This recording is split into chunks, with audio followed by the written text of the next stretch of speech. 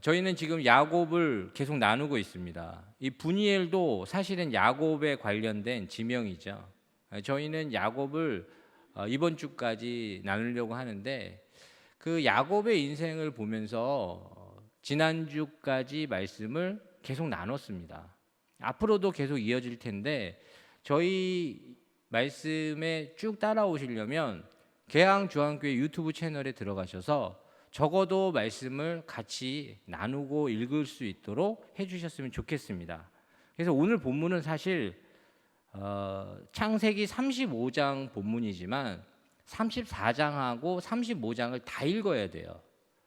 그런데 다 읽으시면 열받으실까 봐 제가 못 읽은 겁니다. 그럼 어떻게 하셔야죠? 집에 가셔서 말씀을 듣고 이 창세기 34장과 35장에서 하나님이 주시고자 하시는 말씀을 함께 좀 나누고 누릴 수 있었으면 좋겠습니다. 야곱의 인생을 보면서 사람이 살아가다 보면 위기를 만나는 걸 참 보게 됩니다. 여기 계신 분들도 다 위기를 만나실 수 있죠. 그런데 하나님과 함께 위기를 겪고 위기를 넘으면 오히려 그것이 축복이 된다는 걸 볼 수 있었습니다. 야곱은 인생의 위기를 잘 극복합니다. 그 약복강가에서 그 위기와 어려운 상황에 하나님을 만났기에 그는 이스라엘이라는 새로운 이름을 받게 되고 그 이스라엘로 다시 새롭게 시작할 수 있는 어떤 계기를 받게 됐죠. 저는 그 야곱이 그 약복강가에서 위기를 만나서 하나님을 만나자 이름이 달라지고 새로운 삶만 주어진 게 아니라 20년 동안 그의 가슴 속에 있었던 그 형 에서와의 관계도 화해의 모드로 전환됩니다. 그리고 야곱은 드디어 가나안 땅에 정착하려고 시도합니다. 그 땅이 어디냐? 세겜 땅이라는 곳에 이 야곱이 정착하려고 해요. 야곱의 삶을 보면 이 34장의 모습을 보면 이제 야곱이 어느 정도 안정이 되어 가는 것처럼 느껴집니다. 그런데 이 34장을 시작하며 야곱의 가정에 또 다른 사건이 시작되는 걸 볼 수가 있습니다. 말씀을 읽도록 하겠습니다. 34장 1절에서 4절 말씀 자막에 나옵니다. 보시고 따라오셔도 됩니다. 34장 1절에서 4절 말씀입니다. 레아가 야곱에게 낳은 딸 디나가 그 땅의 딸들을 보러 나갔더니 히위 족속 중 하몰의 아들 그 땅의 추장 세겜이 그를 보고 끌어들여 강간하여 욕되게 하고 그 마음이 깊이 야곱의 딸 디나에게 연연하여 그 소녀를 사랑하여 그의 마음을 말로 위로하고 그의 아버지 하몰에게 청하여 이르되 이 소녀를 내 아내로 얻게 하여 주소서 하였더라. 아멘. 야곱의 가정에 이런 사건이 생긴 거예요. 오늘 읽은 본문은 사실 사건을 정확하게 표시를 하고 있습니다. 그런데 이 본문을 이해하기 전에 이 야곱에게는 4명의 아내가 있었다는 것은 다 아실 겁니다. 그 중에 첫 번째 아내가 누구냐? 레아라는 사람인데 그 레아는 아들 6명을 낳아요. 그리고 마지막에 낳은 자녀가 누구냐? 딸 디나입니다. 그리고 야곱의 가정을 보시면 알겠지만 남성이 주를 이루는 형제들이 주를 이루는 집안이에요. 그런데 이 딸 디나가 여성으로서 유일하게 그 가족의 구성원으로 있는다는 건 어떤 의미가 있을까요? 굉장히 사랑받았을 거예요. 디나의 생김새와 상관없이 분명히 사랑받았을 겁니다.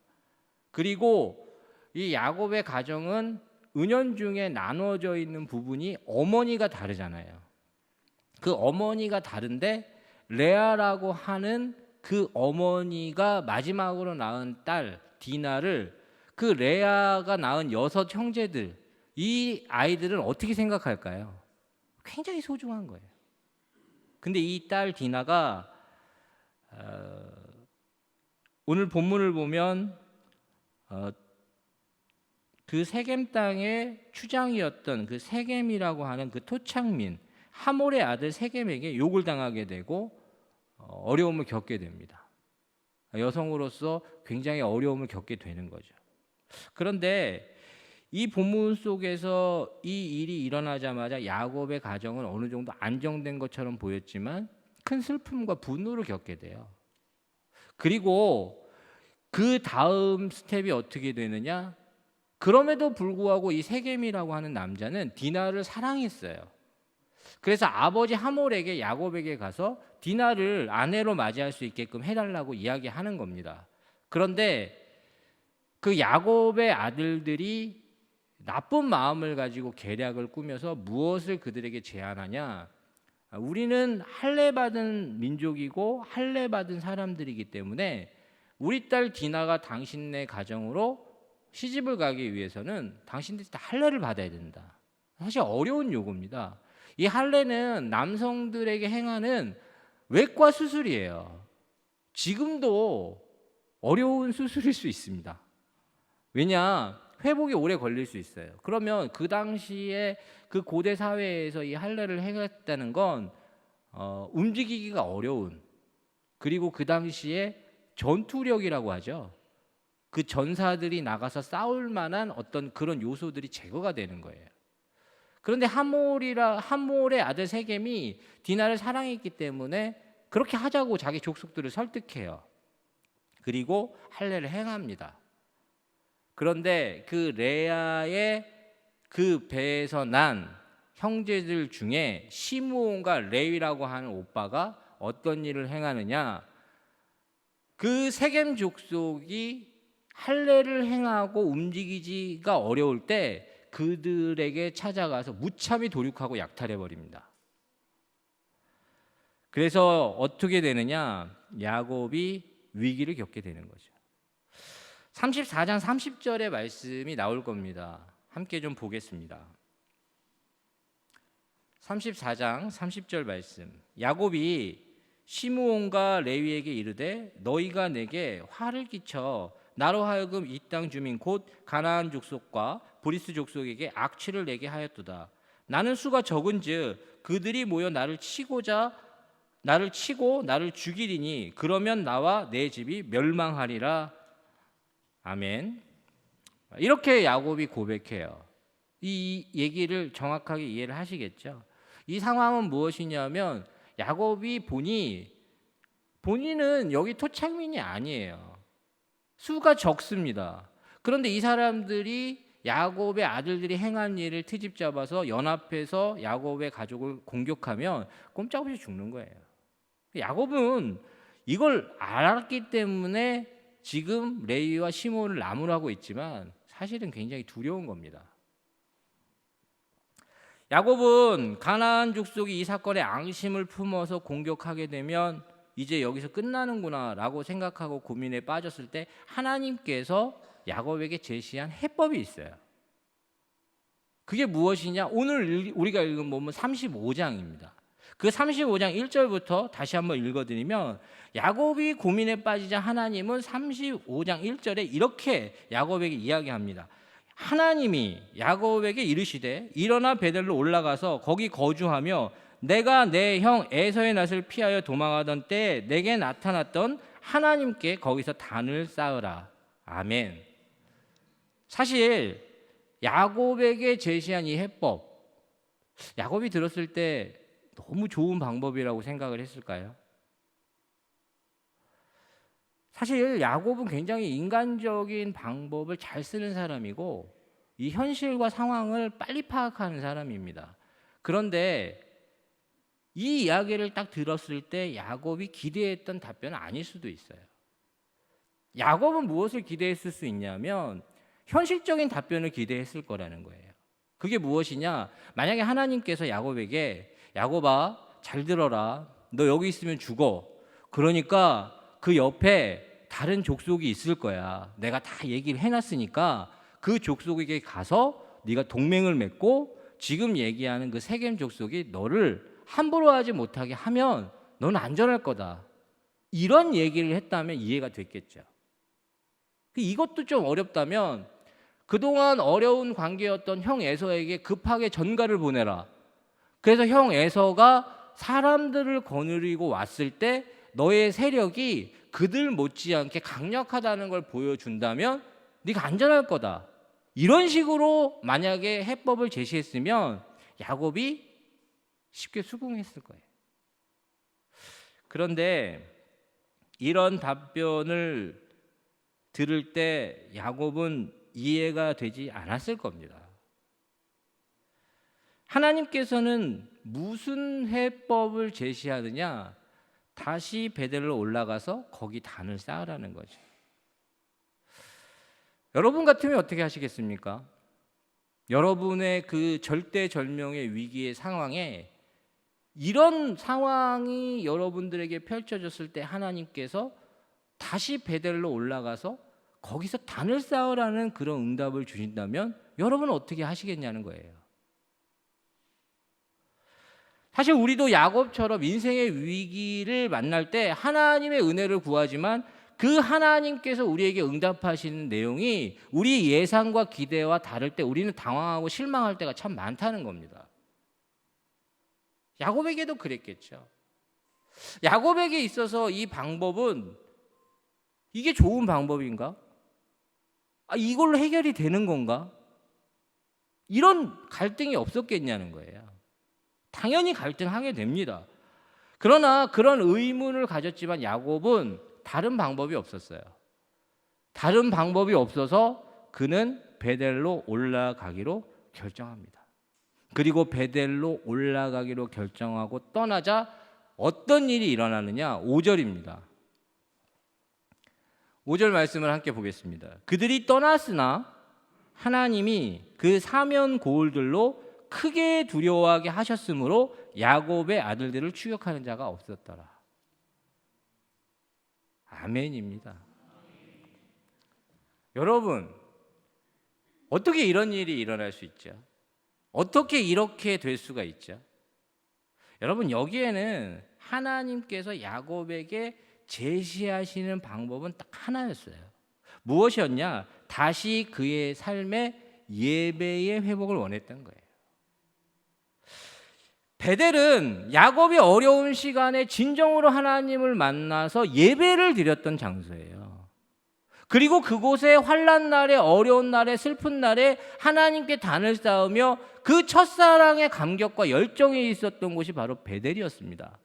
그런데 하나님께서 야곱이 어려움을 만나자 다른 어떤 방법이 아닌 다시 베델로 올라가라고 말씀하시는 이유는 너의 삶 가운데 회복해야 되는 것이 바로 예배의 회복이고 그 예배의 감격이다라고 말씀해 주시는 하나님. 그런데 이 말도 안 되는 방법으로 하나님 문제를 해결해 버리신다는 거예요.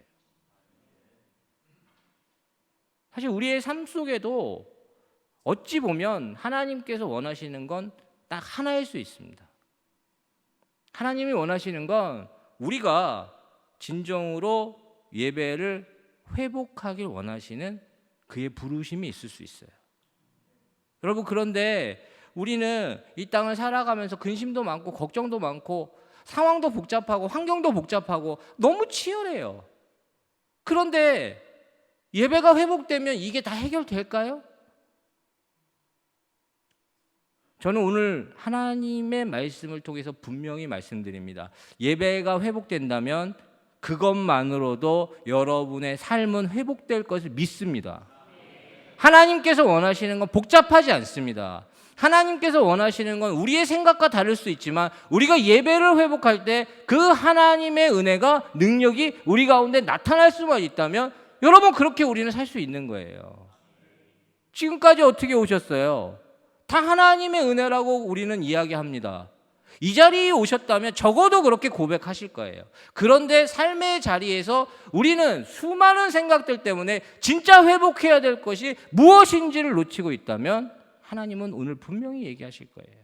너의 삶 가운데 네가 진짜 회복해야 될 건 바로 예배의 기쁨과 감격이라는 거예요. 저는 우리 계양중앙교회가 추구하는 목표가 그래서 우리는 예배자입니다. 사실 교회를 처음 시작하면 할 게 너무 많습니다. 해야 될 게 너무 많아 보여요. 그런데 하나님이 은혜 주시지 않고 하나님이 함께 하시지 않는다면 그게 무슨 소용이에요? 그 예배를 통해서 우리의 마음에 다시 회복이 있어야 그 다음 단계로 넘어가는 겁니다. 저는 계양중앙교회 모든 성도들에게 이 말씀의 이 표를 꼭 기억해 주셨으면 좋겠습니다. 당신이 예배자가 될 때 우리 계양중앙교회는 회복될 것이고 살아날 것이고 하나님의 은혜가 머무는 축복의 통로가 될 거예요. 여러분, 그런 마음을 꼭 간직하시고 삶의 자리에서 친정한 예배자로 여러분들이 다시 설 수 있기를 주의 이름으로 축원합니다. 그렇다면 저는 우리 삶 속에서 진정으로 예배를 회복하기 위해서 깊이 생각해 봐야 하는 것들을 좀 여러분들과 오늘 나누려고 하는 거예요. 여러분, 삶의 자리에서 우리가 진짜 예배를 회복하기 위해서 우리가 정말 먼저 깊이 묵상하고 고민해야 되는 그 제목은 뭐냐면 우리를 하나님께 맞춰야 된다는 거죠. 그런데 그 생각보다 이게 그렇게 쉽지 않습니다. 우리를 하나님께 맞춘다는 게 이게 생각보다 어려워요.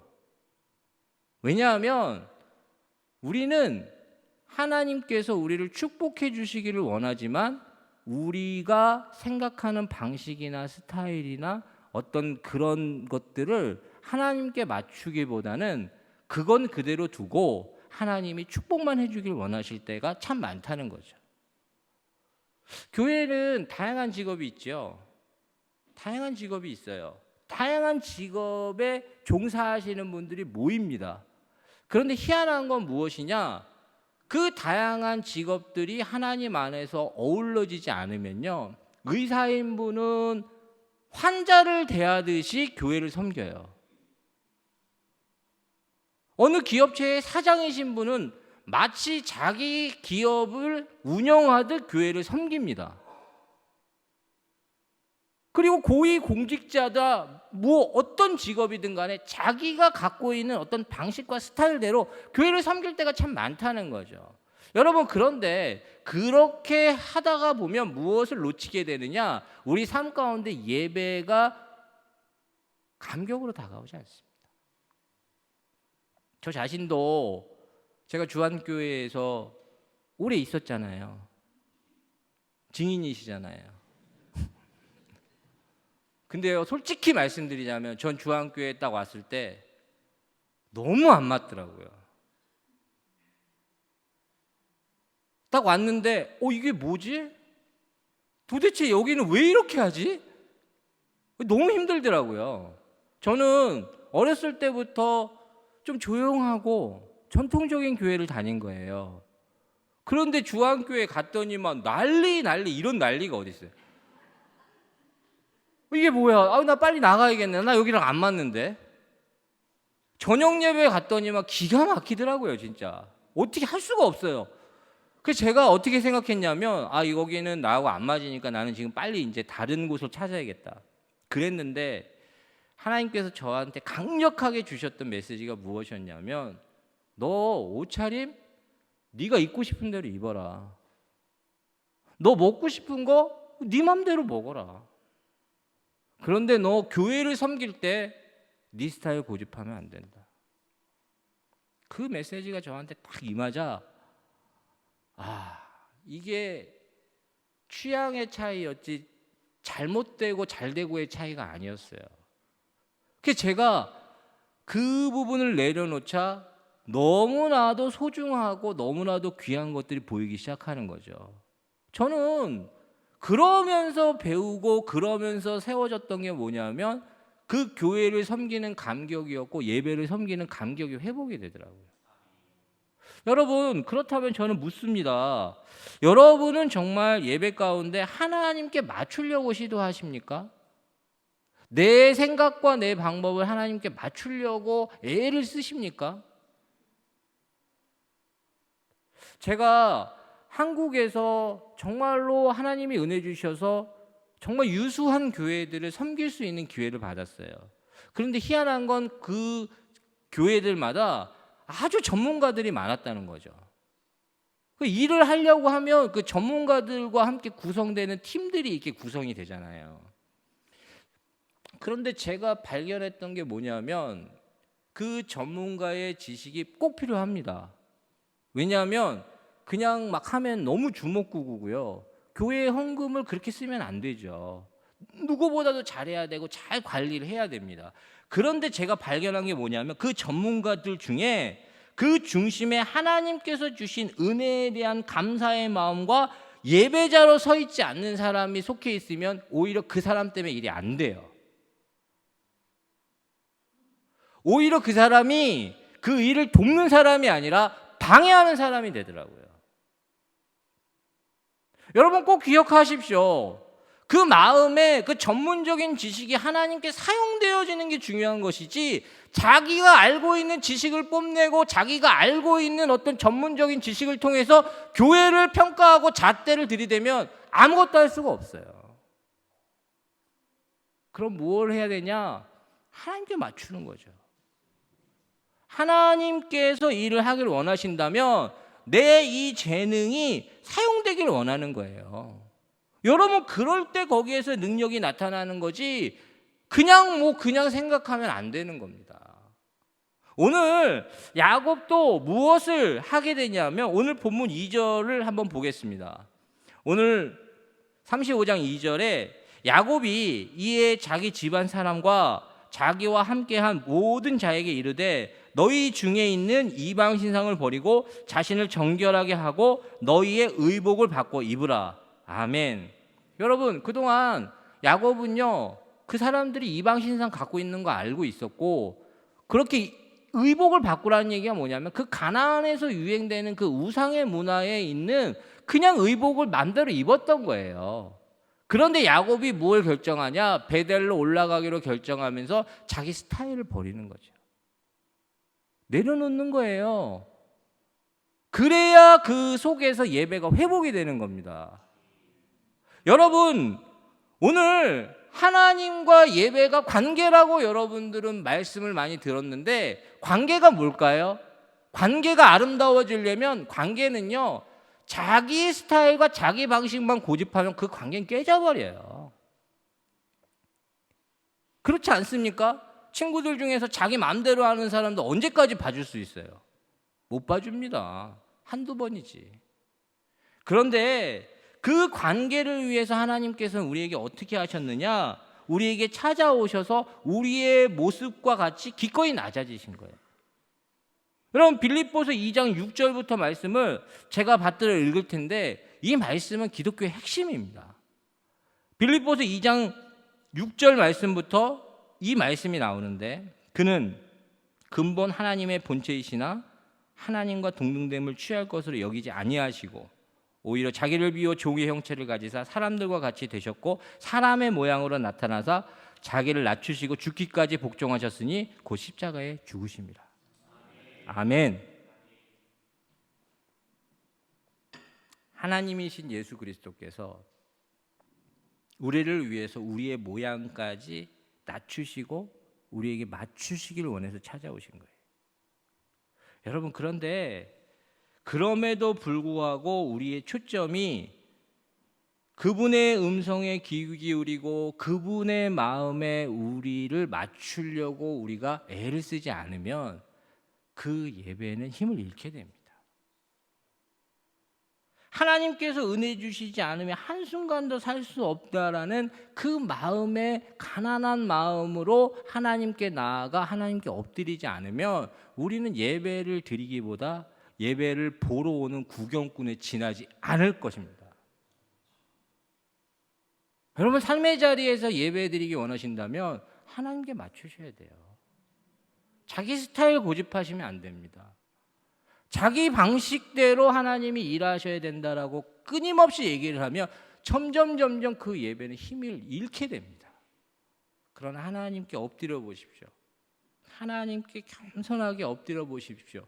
그러면 하나님께서 여러분들에게 어떠한 은혜로 다가오셨는지가 밝혀지고 그 예배는 힘이 나는 겁니다.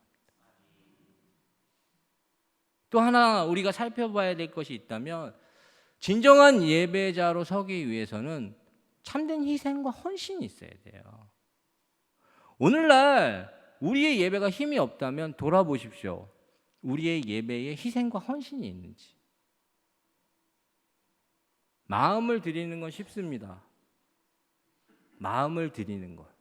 그러나 여러분, 예배는 몸과 마음을 드리는 거예요. 몸을 드린다는 건 구체적으로 내 시간을 드리고 내 물질을 드리고 내 손발을 드리는 거예요. 그냥 대입 명분으로 하나님께 내 마음을 드립니다라고 끝나버렸을 때 공허한 거죠.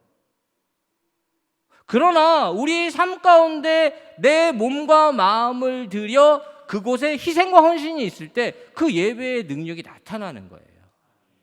오늘 여러분 이 자리에 오실 때, 주일 예배 오실 때 헌금을 잘 준비해서 오시는 분들이 있지 않습니까? 그런데 만약에 우리가 이 헌금을 희생과 헌신으로 바라보지 않으면요, 교회에 오시는 입장료에 불과해요. 여러분, 그건 하나님께서 원하시는 방식이 아닙니다. 여러분이 삶 속에 가장 중요한 일용할 양식과도 같은 그 작은 물질의 희생이 바로 헌금이고, 그 여러분의 헌금을 통해서 오늘 이곳에 불이 밝혀지는 거예요. 오늘 여기 이 자리에 의자가 생기는 거고요. 오늘 이 자리에 이 마이크를 통해서 말씀을 들을 수 있는 겁니다. 여러분, 이것이 우리 마음 가운데 들어올 때 하나님을 섬기는 희생과 헌신을 통해 우리 예배가 더 새로워지는 거죠. 저는 우리 계양중앙교회에서 꼭 하고 있는 지금 운동이 있는데, 그게 뭐냐면 우린 토요일 날 10시부터 12시까지 모든 분들이 오셔서 청소합니다. 그 청소를 할 때 저 큰 기대 안 합니다. 뭐 얼마나 하시려고. 그게 아니라 벽을 한번 만지고 가셔도 돼요. 여기 있는 종이 한 장을 줍고 가셔도 돼요. 여러분, 그것이 희생과 헌신이죠. 그 희생과 헌신이 있어야 여러분이 예배당에 들어오시는 순간부터 그 마음이 달라지는 거예요. 생각이 달라지는 거예요. 제가 기꺼이 화장실 청소도 하고 기꺼이 마당을 쓸고 기꺼이 그 자리에서 내가 헌신할 때 그 예배는 같은 예배일 수 없습니다. 오늘 우리의 현대의 예배가 공허한 이유는 이 희생과 헌신이라는 개념이 너무 약해지고 우리가 하나님께 무엇인가를 받아야 되는 자리라고만 생각한다면 우리 예배는 힘이 없어지는 거죠. 저는 토요일 날 자신이 이곳에 와서 아주 작은 헌신이라도 하나씩 해 나간다면 여러분, 그곳에는 여러분의 땀과 눈물이 있기 때문에 그곳은 베델이 되는 겁니다. 여러분, 그곳은 아무것도 아닌 것 같지만 그곳에서 하나님이 여러분들을 만나 주시는 거예요. 그래서 이 야곱처럼 환난 날에, 어려운 날에 여러분들의 피할 길이 생기는 거예요. 그것이 예배입니다. 그것을 통하여 여러분 삶 가운데 능력을 경험하셔야 여러분 이 예배가 얼마나 귀한 것인 줄 알게 되는 거예요. 여러분, 예배는 당연한 게 아니라 하나님이 우리에게 주시는 특별한 은총이에요. 그러나 희생과 헌신을 통해서 그것이 우리에게 다가올 때 이 예배의 능력이 더 높아지는 거죠. 마지막으로 한 가지만 더 생각을 해보길 원합니다. 진정한 예배가 회복되길 위해서 무엇을 우리는 생각해야 되냐? 능력의 근원이 나에게 있지 않고 우리 하나님께 있음을 고백해야 돼요. 여러분, 겸손한 게 무엇일까요? 예배는 겸손의 진정한 표현이에요. 그런데 겸손한 걸 우리 정서가 그래서 그런지 사양하는 걸 겸손이라고 생각할 때가 있어요. 못하는데요. 잘 못하는데요. 여러분, 그건 그냥 문화예요. 우리 문화지 그건 겸손이 아닙니다.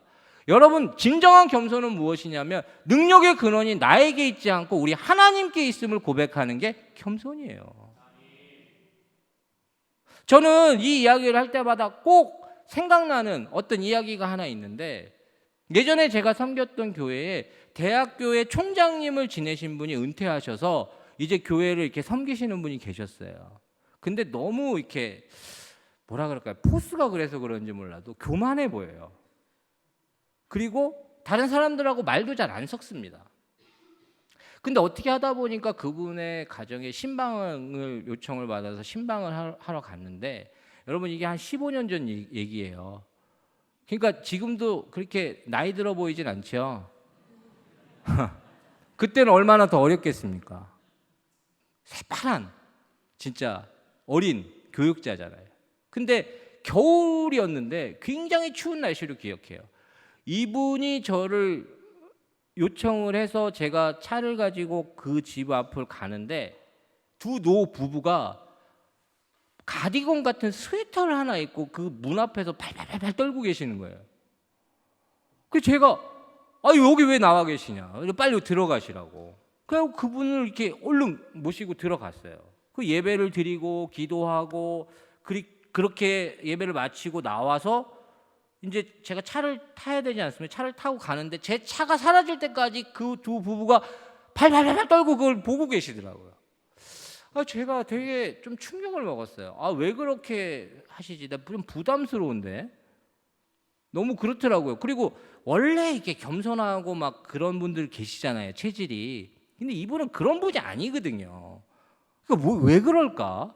그분하고 이제 식사할 기회가 생겨서 그분한테 얘기를 좀 드렸어요. 지난번에 좀 제가 부담이 되는데 왜 그렇게까지 하셨어요? 그렇게까지는 안 하셔도 됩니다. 이제 다른 교육자가 와도 그냥 집에 계십시오. 알아서 다 찾아갑니다. 그랬더니만 이제 그분이 한 얘기를 저는 평생 잊을 수가 없어요. 뭐라 그랬냐면, 목사님, 제가 목사님의 개인 그 인생에게 대한 그 상황이라면 여러분이 생각하는 것처럼 그렇게 간단하지 않지만 그분이 정말로 진지하게 고백했던 게 뭐냐면, 당신 개인에게 했던 그런 어떤 것이라고만 생각한다면 목사님 병듭니다. 저는 목사님과 함께 오신 내 평생에 섬겼던 하나님에 대한 예의를 갖췄을 뿐입니다. 당신에게 있어서 개인적으로 내가 한 것은 당신 배후에 당신을 이곳으로 인도한 하나님이 계셨기 때문에 당신을 그렇게 대접했을 뿐이라는 거죠. 굉장히 그날 많은 생각을 했습니다. 그렇구나. 내가 그걸 놓치면 나는 목회자로 그분 말대로 병들겠구나. 여러분, 그런데 여러분이 살아오면서 여러분이 그런 대우를 받을 수 있었던 근거가 뭘까요? 하나님이 뒤에 계시는 거예요. 하나님이 여러분을 붙잡고 계시기 때문에, 그 능력의 근원이 하나님이시기 때문에 여러분이 그런 은혜를 누렸던 것이고, 여러분에게 그런 은혜가 찾아왔던 것이고, 여러분에게 그런 것들이 허락됐던 거예요. 여러분, 이게 회복돼야 예배가 회복되는 것입니다. 이게 회복된 사람은 그 예배당에 나와서 능력의 근원이 하나님께 있기 때문에 기꺼이 엎드리는 겁니다. 그리고 그것이 진정한 겸손이고 그 가난한 마음을 통하여 내 삶 가운데 예배가 회복되길 소원하는 간절한 심령이 나오는 거예요. 오늘 우리 예배가 힘이 없는 이유는 하나님, 그분이 능력의 근원이라기보다는 많은 방법들 중에 하나가 되면 우리 예배 힘을 잃는 겁니다. 그러나 능력의 근원이 하나님께 있음을 고백한다면 여러분, 우리 예배는 살아날 거예요. 그리고 그 속에서 여러분이 서야 되는 자리가 바로 예배의 자리고 예배자의 자리라는 거예요. 저도 우리 계양주안교회 올 때마다 제 마음에 읊조리는 게 있습니다. 하나님, 제가 오늘 설교하러 가는 게 아니라 예배드리는 자, 예배자가 되게 하여 주시옵소서. 제가 예배드리러 이곳에 와서 예배드리고 우리 성도들과 함께 돌아간다면 그것이 제가 해야 될 일이더라고요. 저는 계양주안교회의 정체성은 우리는 예배자입니다라는 정체성입니다. 이곳에서는 최선을 다해서 하나님을 예배할 것이고, 이곳에서 우리는 무너진 예배의 자리가 다시 새로워질 때 안 될 것 같은데 되는 거예요. 망할 것 같은데 안 망하는 겁니다. 죽을 것 같은데 안 죽는 거죠. 여러분, 그것이 예배이고 그것이 능력이라는 거예요. 오늘 우리의 삶 가운데 다시금 예배의 회복을 꿈꾸실 수 있는 저와 여러분 되시길 주의 이름으로 축원합니다.